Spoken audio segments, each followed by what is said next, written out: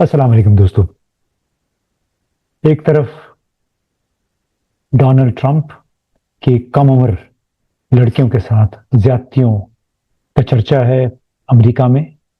Epstein files के हवाले से। दूसरी तरफ ईरान के खिलाफ अमेरिका और इसराइल के हमले जारी हैं। और तीसरी तरफ जिसका खास तौर पे मैं आज जिक्र करना चाहता हूं, पाकिस्तान जैसे ममालिक हैं जहां पे हमारे जो भी मजहबी दीनी मुजाहिदीन थे उनमें फजल रहमान, मुफ्ती नईमुर रहमान, जमात इस्लामी के अल्लामा ताहिर अशरफी, बहुत सारे अल्लामे हैं। उनको लगता है कि वो कहीं इस वक्त किसी गार में बैठे हैं, दुनिया की उनको खबर नहीं है कि ईरान के साथ, फ़लस्तीनियों के साथ क्या हो रहा है। तो सबसे पहले तो ताज़ा तरीन यही है कि इसराइली और अमरीकी अफवाज ने मुसलसल निशाना बनाया हुआ है ईरानी टारगेट्स को। आज चौथे दिन भी यानी 3 मार्च को भी हमलों का ये सिलसिला जारी रहा और सरकारी नशरियाती इदारे ईरान के वो भी निशाना बने और जो हलाकतों की तादाद है या शहादतों की वो ईरानी ज़राए के मुताबिक कोई 787 तकरीबन यानी 800 के करीब हो गई है। फ़िज़ाई हमले जारी हैं और बल्कि अक़वाम मुत्तहिदा के एटमी निगरानी के इदारे IAEA ने तो ये तस्दीक किया है कि ईरान के नटान्स फ्यूल एनरिचमेंट प्लांट के दाखिली इमारात पर भी आज हमले किए गए हैं। लेकिन प्लांट के मरकज़ी हिस्से को चूँकि पहले से ही नुकसान पहुंचा हुआ था, जो कि जून 2025 में हमले हुए थे, इसलिए नई कार्रवाइयों से कोई ताबकारी के असरात देखने में नहीं आ रहे हैं। दूसरी तरफ ईरान ने भी जवाबी मिसाइल और ड्रोन हमलों का सिलसिला जारी रखा है, जिसमें खित्ते के दीगर ममालिक और अमरीकी अड्डों को निशाना बनाने की इत्तलात हैं। अब इसराइल और अमरीका का ये मौक़िफ़ है कि ये ऑपरेशन कई हफ्तों तक जारी रह सकता है और ज़मीनी फ़ौजी मुदाखलत के इम्कानात फ़िलहाल कम दिखाई दे रहे हैं। अब इस तमाम तर सूरत हाल ने डोनाल्ड ट्रंप की जो पॉलिसी थी और जो तवक्कुआत थी शायद उस पर पानी फेर दिया है, क्योंकि उनका ये ख्याल था कि 3-4 दिन के हमलों के बाद ईरान की हुकूमत ख़त्म हो जाएगी, नई क़यादत उभर के सामने आएगी। लेकिन आयतुल्लाह अली ख़ामेनी की शहादत और उनके साथ बहुत सारे दूसरे लोगों की शहादत के बावजूद ईरान जो है अभी तक कायम और दायम है और मुज़ाहमत का सिलसिला भी जारी है। इसराइल के साथ साथ दूसरे जो मशरिक़ वस्ता के ममालिक में जहाँ जहाँ पे अमरीकी अड्डे थे वहाँ निशाना बनाया है अमरीकी अड्डों को। और इसी दौरान ऐसा लगता है कि फॉल्स फ्लैग ऑपरेशन किए मुख्तलिफ लोगों ने। सऊदी अरब में तो 2 मुबैना तौर पे, एक अमरीकी यूट्यूबर कार्लसन टकर के मुताबिक 2 मोसाद के 2 एजेंटों को पकड़ा गया है जो कि हमलों की तैयारी कर रहे थे मुख्तलिफ तनसीबात पे, बिल्कुल ऐसी ही जैसे आरामको पे हमला हुआ है, फिर कतर में LNG टर्मिनल पे हमला हो गया और उससे जाहिर ये करना चाह रहे थे कि इससे बुनियादी तौर पे ईरान ने इन तमाम सिविल अहदाफ को भी निशाना बनाया है। लेकिन ईरान ने बाज़ाब्ता तौर पर ये ऐलान किया कि उसने किसी भी मुल्क में तेल की तनसीबात या एनर्जी की तनसीबात पे हमले नहीं किए हैं। और अब ये देखिए कि जो 1-2 दिन पहले प्रेस कॉन्फ्रेंस के लिए आए डोनाल्ड ट्रंप बातचीत के लिए मीडिया के साथ, उनका चेहरा देखिए किस तरह उतरा हुआ है। बिल्कुल ऐसे लगता है कि जैसे इनको किसी ने बड़ी सख्त डांट पिलाई है या बहुत सख्त मायूस हैं, जिससे जाहिर हो रहा है कि उनकी जो तवक्कुआत थी ईरान की शिकस्त के हवाले से वो पूरी नहीं हुई हैं। अब इस तमाम तर सूरत हाल में उसमें बल्कि इससे जो व्हाइट हाउस में जो ब्रीफिंग में डोनाल्ड ट्रंप ने यह भी कहा कि उनके ख्याल में मौजूदा जंग 4 से 5 हफ्ते जारी रह सकती है, हो सकता है इससे भी ज्यादा हो। और इसकी वजह से दुनिया भर में एक शॉक वेव आ गई। जो स्टॉक मार्केट्स थी, तेल की मंडी है, क्योंकि माहिरीन का ये कहना है कि ट्रंप के इस बयान से सरमाकारों में अब खदशात बढ़ गए हैं कि ये जंग तवील हो सकती है, जिससे तवानाई की सप्लाई में खलल और महंगाई में इजाफा हो सकता है। جیسے آپ کو پتہ ہے کہ قطر نے ایرانی ڈرون حملے کے بعد دنیا کی جو سب سے بڑی LNG برآمدی تنصیب ہے راس لفان، وہاں پہ پیداوار روک دی، جو کہ پہلی مرتبہ 3 دہائی میں پہلی مرتبہ ایسا ہوا ہے کہ یہ تنصیب یا یہ کارخانہ جو ہے بند کیا گیا ہے۔ سعودی حکام کا کہنا ہے کہ ریاض میں امریکی سفارتخانے کو 2 ڈرونز نے نشانہ بنایا، جس سے گزشتہ رات جس سے محدود پیمانے پر آگ لگی، معمولی نقصان ہوا۔ بہت زیادہ نقصان جو ہے متحدہ عرب امارات میں ہوا، جہاں پہ وزارت دفاع کا کہنا ہے کہ ایران سے 186 میزائل داغے گئے اور اس کے 172 کو تباہ کر دیا گیا، 13 سمندر میں گر گئے، 1 میزائل UAE میں گرا، اور کوئی 812 ڈرونز آئے تھے UAE کی طرف، اور ان میں سے 755 کو روک لیا گیا۔ جو نشانہ بنا وہ تھا فجیرہ کا علاقہ ہے، وہاں پہ ایک صرف بندرگاہ ہی نہیں ہے بلکہ حبشان فجیرہ پائپ لائن کا یہ اختتامی نقطہ بھی ہے، جو متحدہ عرب امارات کا خلیج ہرمز سے گزرنے والے واحد متبادل راستے کے طور پر کام کرتا ہے، اور اب لگتا ہے کہ ایران نے اس پہ بھی حملہ کر دیا ہے۔ لیکن یہ تمام جو حملے ہوئے ہیں اس سے یہ ہے کہ جو آبنائے ہرمز ہے، کیا اس کی بندش بھی اس پہ اثر انداز ہوگی، اور صرف فجیرہ پہ حملہ کرنے سے جو آبنائے ہرمز کے ذریعے تیل جا رہا ہے وہ کس حد تک متاثر ہو سکتا ہے۔ یہ کوئی 4 سے 6.5 ملین بیرل یومیہ کا بائی پاس ہوتا ہے یہاں سے آبنائے ہرمز سے، اور اس کے علاوہ فجیرہ اس مفروضے کا مرکزی ستون تھا کہ آپ بڑی آسانی سے آبنائے ہرمز سے اپنا تیل نکال سکتے ہیں۔ باقی دوسرا جو آپشن ہے فجیرہ کے علاوہ تیل کی برآمد کے لیے، وہ ہے سعودی ارامکو کی مشرقی مغربی پیٹرول لائن۔ اب بظاہر اس پہ بھی حملہ ہوا، لیکن ایران نے اس سے انکار کیا، اس کی تردید کی ہے۔ اب اس تمام تر صورتحال میں اس کا نتیجہ کیا نکلا ہے کہ مبینہ طور پہ ابوظہبی کمرشل بینک، جو کہ اثاثوں کے لحاظ سے متحدہ عرب امارات کا تیسرا بڑا بینک ہے، ایک تکنیکی خلل کی زد میں آ گیا ہے۔ بتایا جا رہا ہے کہ وہاں پہ ٹیکنیکل ڈسرپشن ہو گئی ہے، جس سے اس کا موبائل بینکنگ ایپ اور کال سینٹر کی خدمات متاثر ہو رہی ہیں، اور صارفین کو ایک نوٹس کے ذریعے بتایا گیا ہے کہ آپ ذرا صبر سے کام لیں۔ اس طرح غیر مصدقہ اطلاعات کے مطابق متحدہ عرب امارات کے بینکوں سے رقم نکلوانے میں بھی مسئلہ ہو گیا ہے، کیونکہ بظاہر حکومت بینکوں پہ میں رش ہونے اور حفاظتی حفظ متقدم کے طور پہ لوگوں کی طرف سے پیسے نکلوانے کے جو رش ہوتا ہے اس کو روکنے کی کوشش کر رہا ہے وہاں کی حکومت، لیکن ایسے لگ رہا ہے کہ اس وقت بینکاری نظام بھی متاثر ہو گیا ہے جس نوعیت کے حملے ہوئے ہیں۔ اب تیل کی قیمتوں میں بھی اضافہ ہو گیا، $85 فی بیرل تک پہنچ گئی قیمت۔ یورپی شیئرز، ایشیا میں بڑی بڑی شیئر مارکیٹ جو ہیں وہ بھی نیچے گئی ہیں۔ اب اس تمام تر صورتحال میں میں نے سوچا کہ یہ بھی دیکھیں کہ پاکستان میں ایک طرف تو جو ڈونلڈ ٹرمپ نے کوشش شاید یہ کی تھی کہ جو ایپسٹین فائلز میں اس کا نام جو بار بار آ رہا ہے، اگرچہ کئی فائلوں سے اس کا نام ہٹا دیا گیا، اس پہ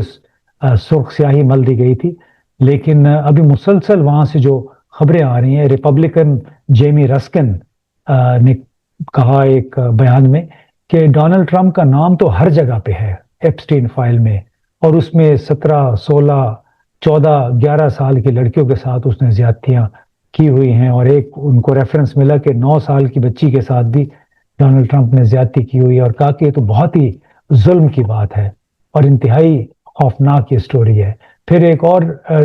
ریپبلکن ٹیڈ لیو ہیں کانگریسمین، انہوں نے کہا کہ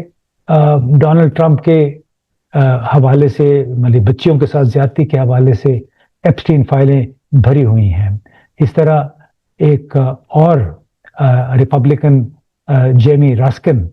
ایپسٹین کی خفیہ جو فائلیں ہیں ان کے حوالے سے بھی، جیسے میں نے پہلے بتایا، انہوں نے ایک اور موقع پہ بھی یہی کہا کہ ایک بڑی خوفناک اور وحشیانہ کہانی ہے، اور اس کے لیے مجرمانہ جو تحقیقات اور استغاثہ کے لیے ایک بہت فٹ کیس ہے ڈونلڈ ٹرمپ کے خلاف. اب اس طرح ایک لحاظ سے ڈیفلیکشن تھی کہ آپ جنگ شروع کر دیں، لیکن ایک بات یہ بھی واضح ہے کہ جنگ کے منصوبے تو بہت پہلے سے تھے، اور اس کا اندازہ اس سے لگائیں کہ جو ایک جنگ کے حامی ایک سینیٹر ہیں، ریپبلکن سینیٹر لنڈسے گرام، انہوں نے اب یہ کہہ دیا ہے کہ اگلا نمبر کیوبا کا ہے، جنوبی امریکہ میں. یعنی آپ کو پتہ ہے کہ میکسیکو اور وینزویلا کے ساتھ کیا ہوا، وینزویلا کے صدر کو اغوا کر کے اب جیل میں ڈال دیا گیا امریکہ میں. اب لنڈسے گرام نے یہ کہا ہے کہ اگلا نمبر کیوبا کا ہے، اور یہ کہ صدر ڈونلڈ ٹرمپ ایران پر حملوں کے بعد کیوبا کو اگلے ہدف کے طور پہ دیکھ رہے ہیں. یہ کمیونسٹ آمریت جلد ختم ہو جائے گی اور ان کے دن گنے جا چکے ہیں. اب دیکھیے کہ کتنی دیرہ دلیری کے ساتھ یہ بات ہو رہی ہے. اسی دیرہ دلیری کے ساتھ جو بات کی مارکو روبیو نے، یعنی ایک اس نے بیان دیا پریس کانفرنس میں کہ ان سے پوچھا گیا کہ آپ نے حملہ کیوں کیا ایران پہ، تو If we stood and waited for that attack to come first before we hit them, we would suffer much higher casualties. And so the president made the very wise decision. We knew that there was going to be an Israeli action. We knew that that would precipitate an attack against American forces. And we کہتے ہیں کہ ہمارا خیال تھا کہ اگر ایران پر حملہ ہوا تو وہ ہم پر حملہ کرے گا، لہٰذا ہم نے حملہ کر دیا. یعنی کتنا لغو قسم کی یہ دلیل دی ہے امریکی وزیر خارجہ نے کہ ہمیں خدشہ تھا کہ اگر کسی نے ایران پر حملہ کیا تو ایران جوابی طور پہ ہم پہ حملہ کرے گا. یعنی اس سے پہلے وہ کہہ رہے تھے کہ ہم نے ایران کے نیوکلیئر ہتھیاروں کو ختم کرنے کے لیے اس کے ساتھ بات چیت کی، بات چیت ناکام ہوئی، لہٰذا ہم نے حملہ کیا. اس طرح مارک ہیکسٹ جو کہ وزیر دفاع ہے امریکہ کا، اس نے جناب یہ کہا کہ ہم ڈونلڈ ٹرمپ یہ تہیہ کر چکے ہیں کہ ایران جیسی جو ریڈیکل حکومت ہے، اور جو کہ اب مبینہ نعوذ باللہ اس نے کہا کہ جو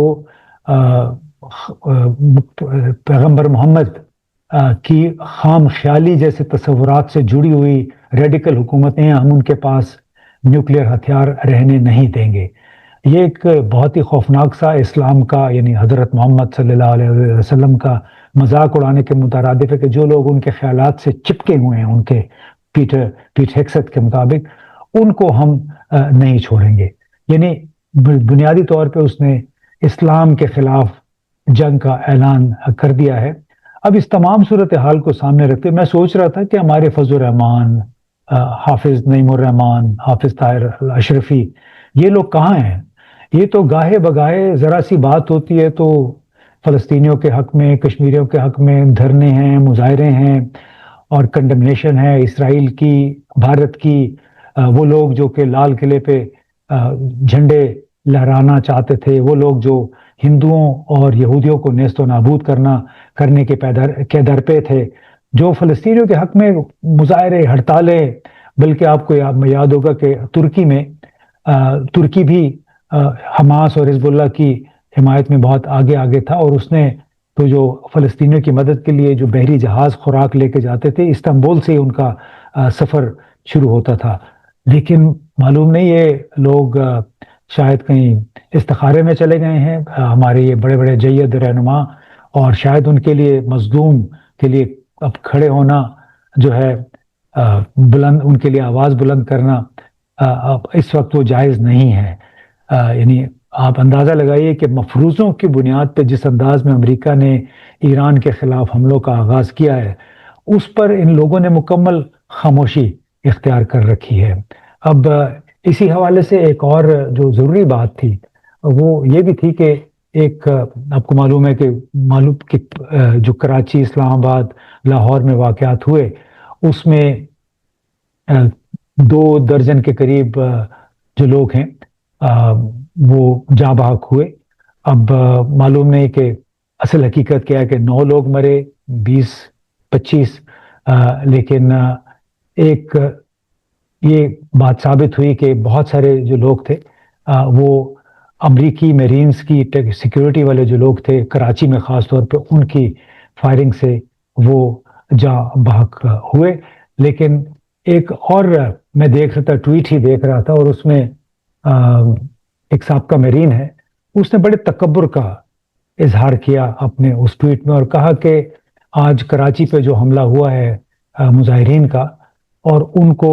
اس حملے کا سبق بھی مل گیا، اور یہ ہمارا یہ اصول ہے کہ ہم پہ اگر کوئی حملہ کرے گا تو بچ کے نہیں جائے گا، لہٰذا آپ جب کسی امریکی قونصل خانے یا سفارت خانے کی طرف قدم اٹھائیں گے تو اس پہ یہ غور کر لیجئے گا کہ ہم اپنے دفاع کا حق محفوظ رکھتے ہیں۔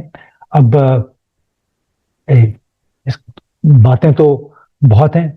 لیکن ایک بات ضرور ہے کہ ایران کو بدنام کرنے کے لیے جو 11-12 ملکوں میں مختلف تنصیبات میں حملے ہوئے ہیں، اس میں بہت سارے فالس فلیگ آپریشن بھی شامل ہے، یعنی ایسے حملے جو کیے کسی اور نے لیکن ڈال دیے گئے ایران کے کھاتے میں۔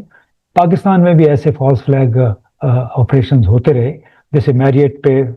حملہ تھا، GHQ پہ حملہ تھا، یعنی کروائے کسی نے اور کسی کے کھاتے میں ڈال دیے گئے۔ تو یہی کچھ ایران کے ساتھ ہو رہا ہے کہ ظاہر موجودہ حالات میں ہر ایک یہ اعتبار کرے گا کہ ایران کی طرف سے یہ میزائل یا ڈرون آیا ہے، اور ظاہر جنگ میں کہتے ہیں کہ بہت کچھ جائز ہوتا ہے، لیکن کم از کم اس جنگ میں تمام تر ظلم جو ہے، ظلم کا نشانہ وہ ایران بن رہا ہے، ایرانی عوام بن رہے ہیں، اور اس کے علاوہ ظاہر مسلمان دنیا، بہت سارے لوگ، تمام ممالک خاموش بیٹھے ہیں صرف اس ڈر سے کہ کہیں ڈونلڈ ٹرمپ ان کے حوالے سے کوئی لب کشائی نہ کر لے، اگر کچھ کہہ دیا، کوئی منفی بات کہہ دی تو پھر ان کا سروائیول، ان کی بقا بھی خطرے میں پڑ سکتی ہے، ان کا جو نظام ہے، سیاسی نظام، اس کو بھی خطرہ لاحق ہو سکتا ہے۔ لہٰذا فی الوقت تمام مسلمان ملکوں نے خاموشی اختیار کر رکھی ہے، اور امریکہ اسرائیل کو تلقین کی بجائے ایران کو کہا جا رہا ہے کہ صبر کا مظاہرہ کریں۔ یہی بات بڑے یورپی ممالک، برطانیہ، جرمنی اور فرانس نے کی ہے کہ ایران کو احتیاط سے کام لینا چاہیے۔ معلوم نہیں وہ کس قسم کی احتیاط ہے کہ آپ کے اوپر اگر کوئی حملہ ہو رہا ہے تو اس کا مطلب ہے کہ آپ ہاتھ باندھ کے کانوں میں انگلیاں ٹھونس کے بیٹھ جائیں، انتظار کریں کہ آپ کو مزید مار پڑے۔ تو یہی فارمولہ بہت سارے ممالک نے بشمول بڑے یورپی ممالک نے اختیار کیا ہے کہ ایران کو تلقین ہو رہی ہے کہ آپ ظلم نہ کریں، بچوں کو نہ ماریں، لیکن ایران کی وہ بچیاں یہ لوگ بھول جاتے ہیں جو کہ ایک اسرائیلی میزائل حملے میں 160 کے قریب شہید ہوئی ہیں 2 دن پہلے۔ بہت بہت شکریہ۔